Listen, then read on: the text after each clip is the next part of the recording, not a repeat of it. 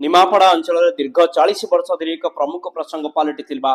Nimapada India Patpur मौजार नट final चकबंदी समस्या को लेकिन राज्य सरकार को आम दाबीपत्र प्रदान करूँ जागृत युवशक्ति संगठन तरफ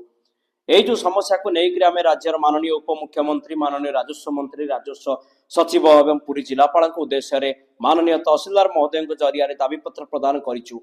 आ गोटे कथा उल्लेखनीय रोचे 1990 मसीहा अगस्ट 20 तारिख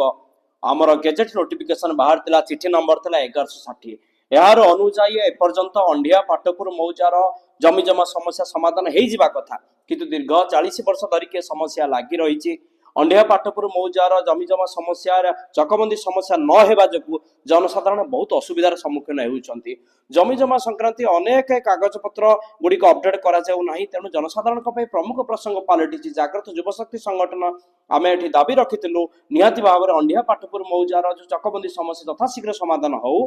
एवं लोकों संशोधित पट्टा यथाशीघ्र प्रदान कर मुख्य दाबी था। आम सहित थे निमापड़ा एनएससी पूर्वतन अध्यक्ष दिलीप कुमार मिश्र निमापड़ा एनएससी पूर्वतन काउंसिलर बंशीधर साहू निमापड़ार नेतृत्व विजयानंद दास विजय कुमार मिश्र अजय